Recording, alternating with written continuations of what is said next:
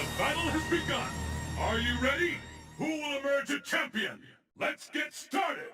It's the battle of the century! Will the tide of battle... Okay, I'm overdoing it a little, but come on, that's how you do it when you have two heavyweight champions in disappointment and frustration clashing one against the other. If you are a Mega Man fan, you are bound to have your favorite games in a series that spans over 60 titles. What? Yes, you heard right, over 60 titles. With such an unusually huge number of games, of course there are some stinkers, but few stink like MegaMan X6 and its direct sequel X7. Because they are direct sequels, you will think that they are very similar and stink for the same reasons. But no, that isn't the case. They stink for very different reasons, and most of us would rather not play them, but if you were to choose, if you were forced with the X-Buster pointing at you, which one would you choose? Which one is the lesser evil? Many fans say X6, others think that X7 stinks less. I do respect both opinions, of course, also because when we dwell in such grey areas, well, more like shit brown areas, nobody is really wrong or right. It all boils down to opinions anyway. So, elation and jubilation, gamers from all around the world. I am Lucian and this is the World Gamer Show. And today it's time for me to wear my Mega Man helmet and examine both MegaMan X6 and X7 and analyze them from many point of views. Graphics, playability, music and even story. Whichever is better at each aspect will receive one Mega Man helmet, and by the end we will have a winner, or rather a stinker that stinks less than the other. But at least this will allow us to finally decide once and for all. It's the battle of the century, MegaMan X6 versus MegaMan X7.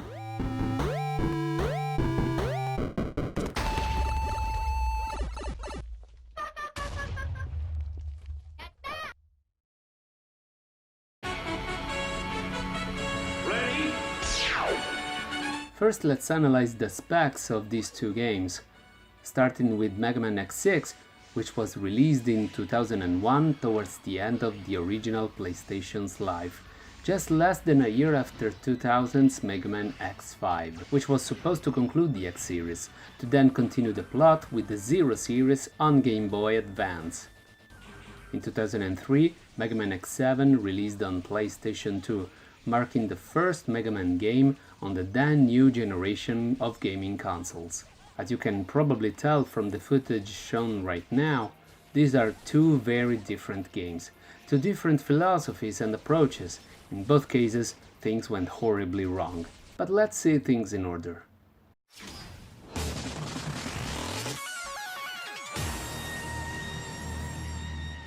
Let's start with the graphics. MegaMan X6 showcases 2D graphics with nice and detailed background and awesome sprites, which are actually recycled from X4 and X5, the two previous 32-bit iterations of the series. X has his Falcon armor back, which aesthetically was my favorite from X5, and also got some new armors, including the infamous Shadow armor. And oh my god, look at that, how cool that is! But not everything got recycled. X himself has some new neat animations due to his new Z-Saber, courtesy of Zero. Well anyway, X got his sword animation from Zero's in X4 and 5. So not really new after all, but Zero himself got new sword and crouching animations, so that counts for something.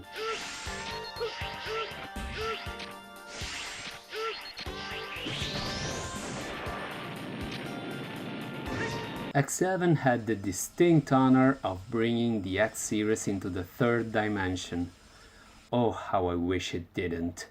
The new 3D character models are so insipid, lifeless and boring to look at that I simply can't stand them. Same goes for the uninspired 3D backgrounds. The 2D artwork are simply gorgeous to look at in my opinion, which only clashes even more with how horrendous the 3D models look like. Ugh. The 3D cutscenes, however, look pretty decent, so yeah, at least there's that.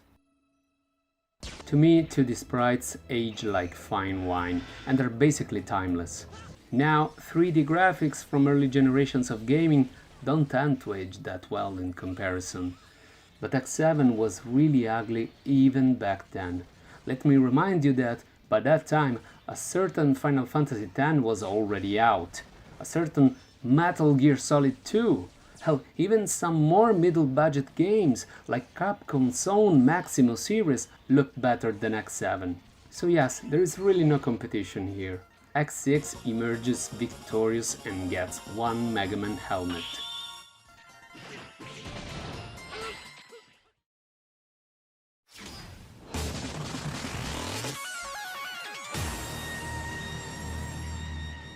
Alrighty, this is going to be a long one, because there is a lot to cover. Let's start with some positives. X can now use the Z-Saber. Let's continue with the negatives. He doesn't really need to use that a lot. What's worse is that the intro stage makes you think you will use it all the time, throwing some obstacles that you can only overcome with the Z-Saber, but then the game simply forgets about it. And so does the player, of course, as it's only natural. But I still think it is a neat addition, and I love the swing noise it does. Swing, swing, swing. It is only one slash, the final one from Zero's 3-slash combo he used to do in X4 and 5. Which makes sense, Zero is far more proficient with the Z-Saber than X. By the way, Zero himself is also back and has got a new 3-hit combo with his new glowing stick. Yes, far less appealing in my opinion, but I still love its swinging sound. Yes, I got a thing with swinging sounds apparently. Another touchy point is the nightmare system. A great idea in theory, executed badly. Very badly. Theoretically, it allows the stage to have a sort of variety by adding an extra layer of obstacles depending on which stage you visited before. I like this idea, however, some of these obstacles are very frustrating to deal with the worst offender in my opinion being the dark moving borders on the screen. Tell me, how am I supposed to play under these conditions? Please Capcom, tell me! It is in these cases that I'd like to take the game designers that came up with this shit, tie them up and force them to play their own game and see how they like it. But that is the only really bad idea from the nightmare system. I think overall it could have been far worse. Other obstacles are simpler and easier to deal with, like the appearing of some blocks or metal bees, which can be easily disposed of, most of the time at least. So yeah, I don't think this is as bad as people make it to be. However, there is also a new power-up system which hugely depends on saving the replays scattered around the levels. Lots of them, and only some of them give you power-ups, with no way of knowing who gives you what. So what, I say, MegaMan has always been about trial and error, but I do agree that the punishment for failing to save these poor bastards is way too high. Basically, if any of this specific kind of enemy snatches one of them, they are gone for good. You will need to reload your save file if you want to have another chance at saving them, which also means you don't get to keep anything you've collected up until that point in the level. So yeah, way too punishing. Especially because in some cases there are enemies placed right behind these Reploid's asses, making it very difficult to save them. But the rest kind of works. It is still a MegaMan X at heart.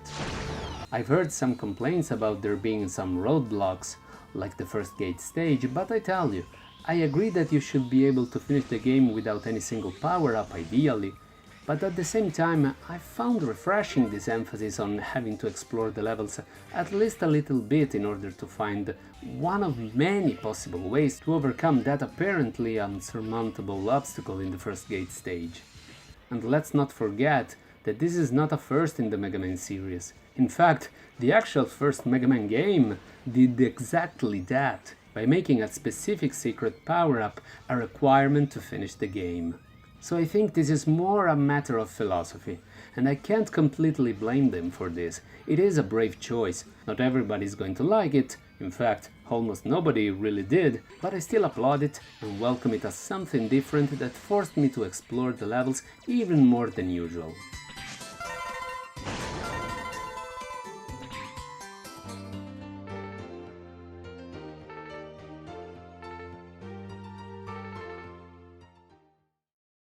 Oh yes, and Hymax can go fuck.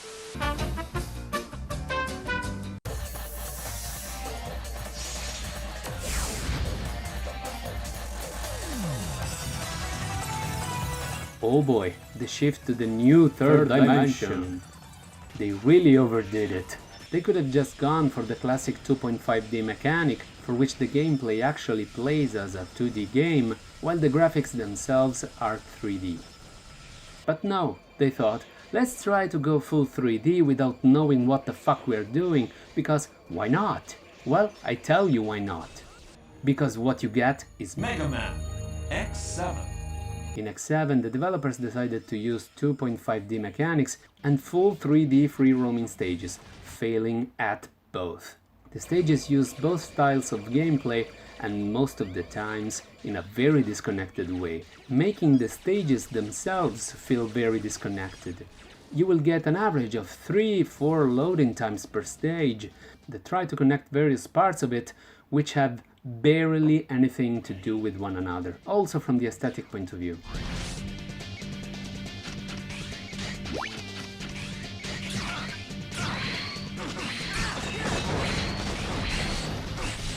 They also decided to include an auto-aim mechanic, which is pure heresy in a Mega Man game, that makes of precise jump and shooting its very core. Yes, I get that this is done to accommodate the shift to the new third dimension, which would require far more precision than the 2D action, but this is one more reason for which they should have just stick to 2.5D, like in Mega Man X8.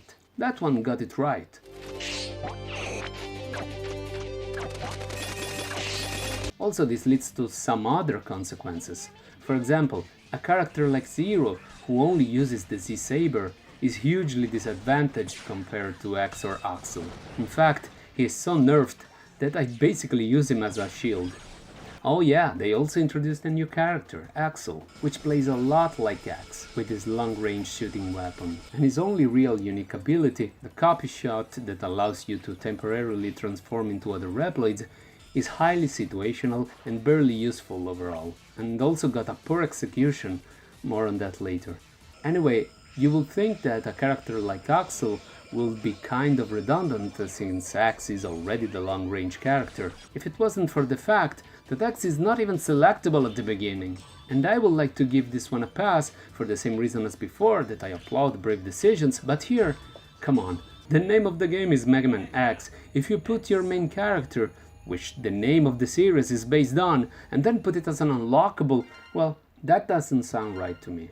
And by the way, they even managed to fuck up Axel's copy shot ability. This shot here is so weak that barely counts as a weapon, but the worst part is that you need to land a finishing blow with this skill in order to achieve a result. Oh, and did I mention that each and every shot also needs to be charged? So yes, if you want to copy other Reploids, prepare to frustrate in situations like this.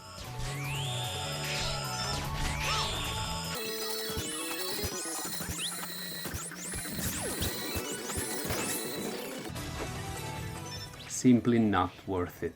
But wait, it gets worse. The real problem here is that the physics is wrong, the jumping is wrong, the wall jump is wrong, the air dash feels wrong, the dash jump feels wrong. Everything feels wrong, and this affects both 3D section and the side-scrolling 2.5D sections as well. This way the developers made sure that everything sucks. But wait, there's more. Out of anything that they could have taken from X6, they decided to bring back the mechanic of the Reploids in distress scattered throughout the levels. But this time, it's worse. Because in X6, only a specific kind of enemy could harm the Reploids, and only if they get close and personal to them, leaving you a reasonable amount of time to react most of the times. In X7, anything can kill them. Now imagine this in a 3D environment and with shitty and unresponsive controls. It's hell. It must be hell. On top of that, the power-up system is also similar to X6, meaning that it's still linked to which Reploid do you save.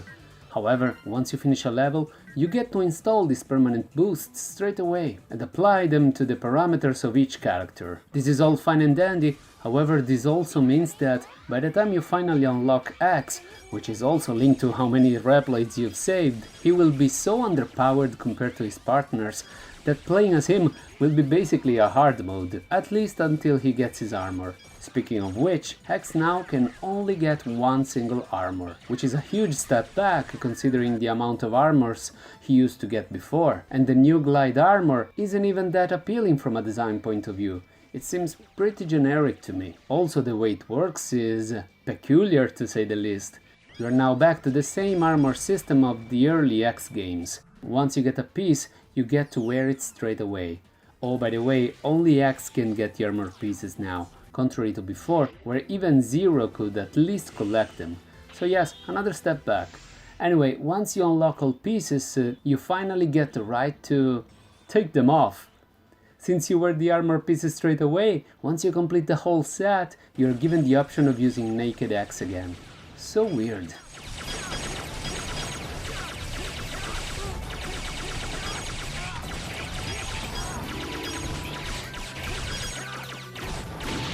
So yes, I don't know if from the gameplay perspective I can find a single redeeming factor. Well, actually there is one. I love how they brought back the character switching mechanic. Yes, I said brought back, because X7 is not actually the first MegaMan X to do that. Extreme 2 for the Game Boy Color did it first. Anyway, I really like this mechanic here, and I think it is the only positive aspect I can find in this disaster. And the irony is, in spite of all this, I still love X7, because I'm a fucking MegaMan fanboy, but a critical one, and I think I demonstrated this so far. There are a lot of wrong things in X6 from the mechanic point of view, but at least the structure still works, the physics are still on point, and it at least feels like a MegaMan X to play. But the same can't be said for X7. It feels like a chore to go through. Its gameplay and even its graphics are underwhelming from any point you look at them. So yes, another MegaMan helmet for X6. Right now I have to take care of that freak. The video will resume straight after a short commercial break.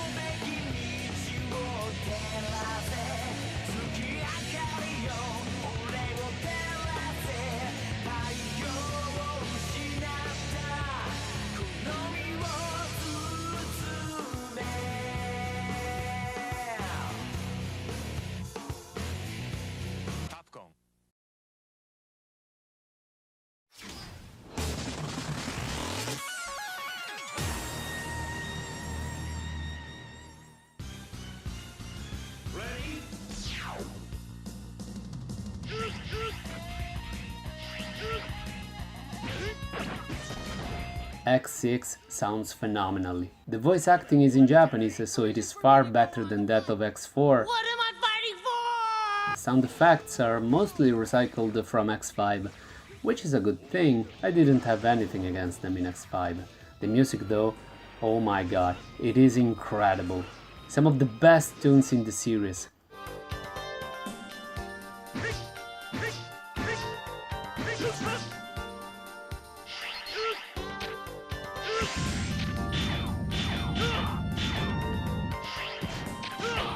Some of them are even excellent remixes from previous episodes.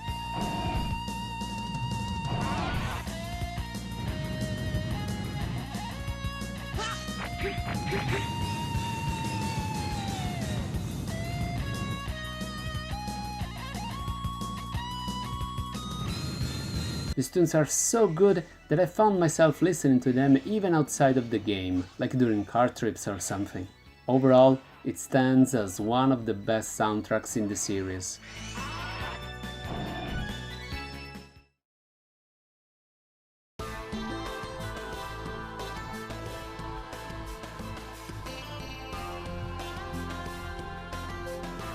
I have to admit that X7's soundtrack is actually one of the better aspects of this game. While not on the same level of some other games in the series, it can kind of hold its own.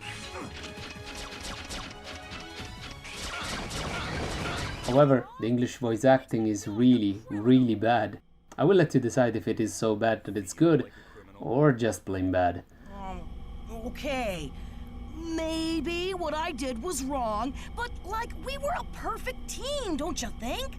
When we kicked that big dude's butt, I thought, yeah, we would make a great combo. Bottom line, just switch to the Japanese voices. ストーンコング、鉄人のあんたまでこんなばったいどうして By the way, I was shocked to hear that Cygna's voice is the same as Alucard from Castlevania Symphony of the Night. Yes, it is a bit strange. Be on full guard. X0. Axel is in your hands. I've come to put an end to this. I guess my childhood is forever lost now.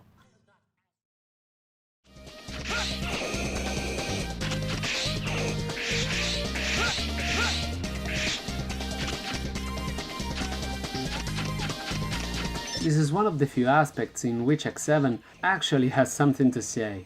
However, X6 sound design overall is so good that even if X7 isn't a disaster from this point of view, there is still no contest. X6 takes the helmet even on this one.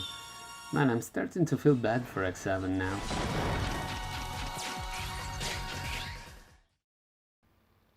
The video will resume straight after a short commercial break. 戦い、それが全てだ。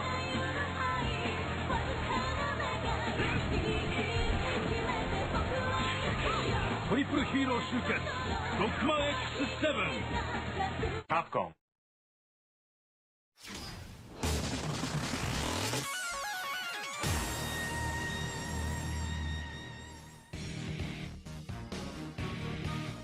You getting this, hunters?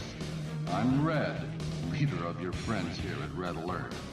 I've rightfully left the plot for last, since I feel that the story in an X game is kind of secondary to its gameplay and game design. But I've always loved the overall plot in the series. The origins of X and Zero are fascinating, but in general it suffered a lot for the over-reliance in Sigma as the omnipresent mastermind, just like Wile in the original series. This is also true in X6 and X7. But in X6 I find this even worse, because Gate is actually a very charismatic antagonist with a unique battle mechanic and I feel deserved more. Sigma's comeback in X6 is barely justified too, plot-wise. Actually, it just suddenly appears out of nowhere. However, the rest of the plot is interesting. At least anything that is related to Gate I found interesting. Also I like the Mavericks, their designs and motivations, especially Shield Sheldon. He has a kind of a sad and relatable story background, but the way they handle Zero's comeback also feels forced to say the least. After all, he hid himself to repair himself.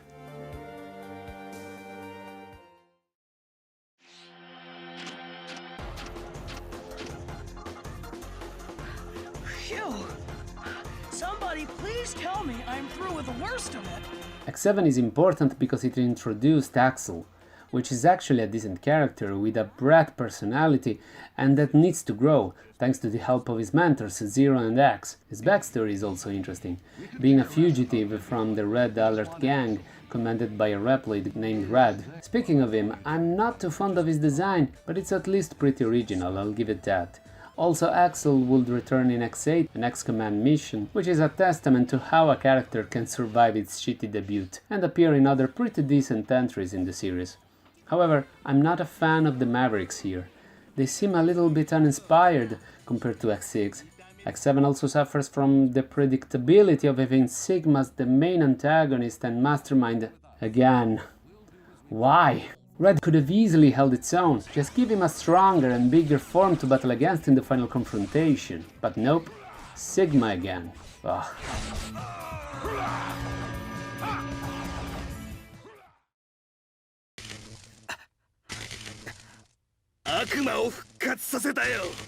While I'm a big fan of Gate, I have to give kudos to X7 for trying to rejuvenate the series with a new decent character, at least plot-wise. What happened? How did you do that? But hey, it's not Axel's fault if he debuted on a shitty game. Overall, both X6 and X7's plots have positive and negative sides, ups and downs, which makes it very hard for me to choose one. I think there is no clear winner here, but in the end X6's plot is so nonsensical that I can't help but giving the stage's helmet to X7.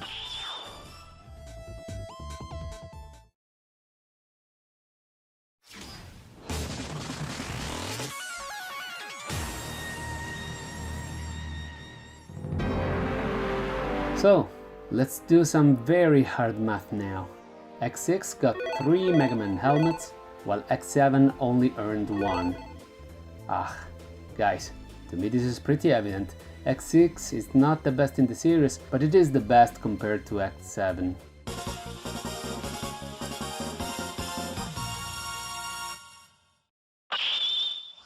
And many fans apparently agree. In fact, it seems that they care much more about X6 than X7, to the point of even modding the goddamn game. You can download the so-called tweaks mode right now through the link in the description. It makes the game far more tolerable. Again, because in the end, the core experience of a MegaMan X is there. It was just a matter of tweaking the many collateral aspects of the game. For example, Zero's black armor has now been restored and unlockable without a code, as it was originally meant to be. Same for the ultimate armor. Also, the most annoying nightmare effects have been severely toned down. So, lots of quality of life improvements can finally make this game what it was originally meant to be, a decent follow-up to MegaMan X5. I know that there is still the controversy that X6 shouldn't have existed in the first place to leave the stage to the then new MegaMan Zero series to continue the plot, but there's only so much that the modders can do. And indeed I want to give a huge shout out and thank you to the whole MegaMan community of modders. They really made a big difference here.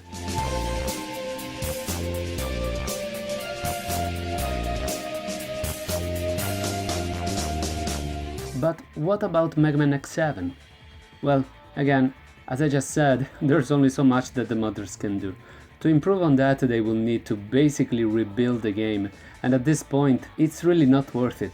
Nor is it their job. Truth is that X7 feels borderline unplayable to me in some cases. It feels like an utter mess, with unfinished graphics and untested game mechanics. No! What's worse is that, after these two games, two terrible games, especially considering the series' pedigree up to that point, we got the excellent MegaMan X8, but the damage to the series' reputation had already been done, and X8 suffered a lot because of that, selling the worst in the series, the final nail in the coffin. And I attribute that to both X6 and X7. X6 was like a bad sign of where the series was heading, and it needed a steer back on track right then and there.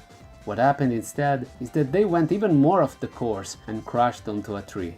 I do hope that we can get a new MegaMan X game in the same revival mood as MegaMan 11, and hope that finally the X series can clean its name.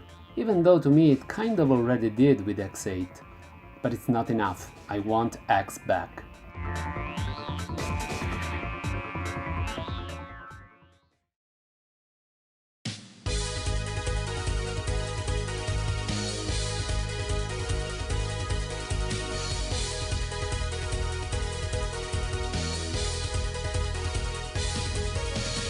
But now I really want to know what you think of all this, and you can easily form your own opinion on the matter firsthand. Both games are included in the relatively inexpensive MegaMan X Legacy Collection too. But maybe you already tried them out before, like me. Maybe you're a MegaMan fanatic like myself. And probably you are if you're watching this video. If so, which one do you think is the worst? Did you actually play any of these, or did you do yourself a favor and just skip them? I would also like to know if you enjoyed this new format that I used for this video. Would you like me to do other videos similar to this one, where I compare two infamous games? Which stinkers from the same series would you set one against the other? Let me know if you would like something like this in the future by dropping a comment in the section below. And if you enjoy this content, maybe subscribe, like and share the video around if you feel like doing it. No pressure at all, but I do want to thank you very much for watching this video to the end. I will be seeing you in my next one, but until then, stay safe, play safe, world gamers.